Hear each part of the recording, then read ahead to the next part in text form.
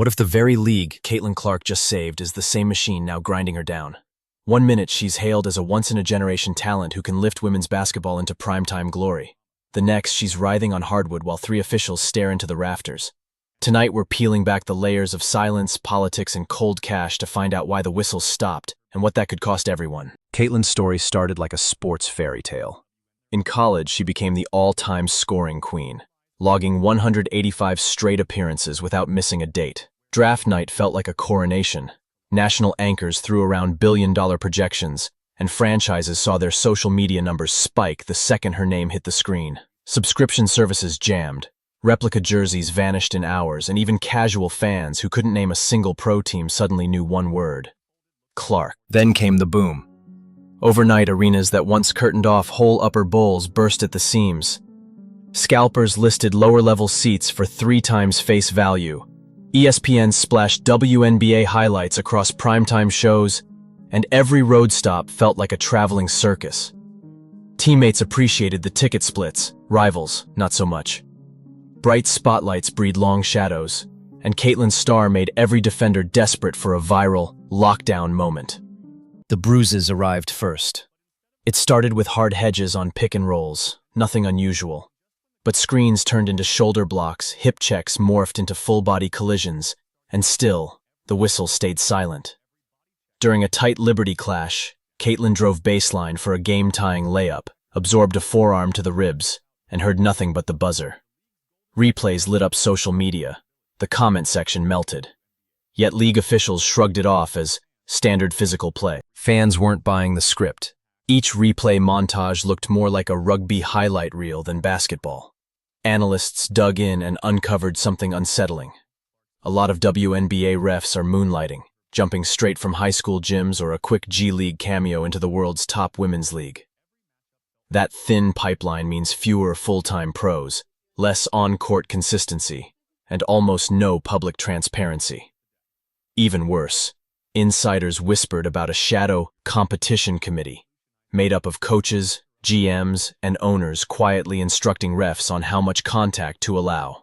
If true, fairness isn't the first priority. Optics, chemistry, and egos are. The breaking point arrived on May 26, 2025. After logging upward of 35 minutes a night through relentless doubles and unchecked hacks, Caitlin crumpled with a left quad strain. 2-week timetable, said the press release, but every fevered fan knew the real cost. Empty arenas, collapsing secondary market prices, and lost primetime slots. Clips of missed calls flooded timelines. Each shove, elbow, and tumble replayed in brutal slow motion.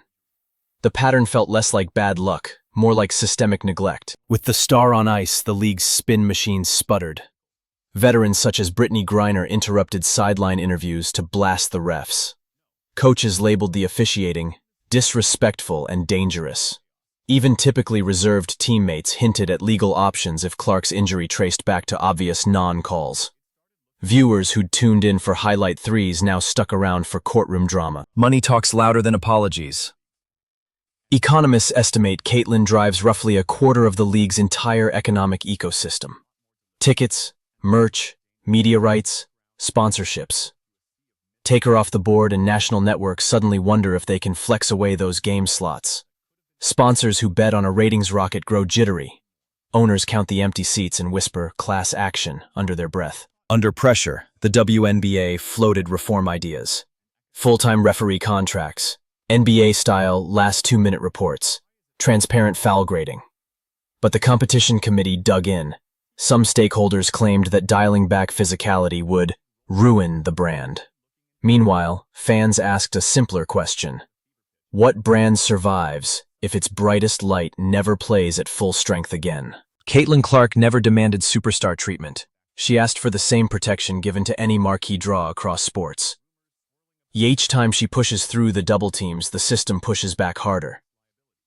And now her absence exposes a truth the league can't afford to ignore. When the whistle vanishes, so does the cash register. So where does the league go? Reform the rulebook or keep spinning until the next viral collision knocks another headliner out? That choice will decide whether Caitlin's quad strain becomes a footnote or the cautionary tale that dimmed women's basketball's biggest awakening. Because if the league's guiding motto is, can't see, can't call, fans will switch the channel.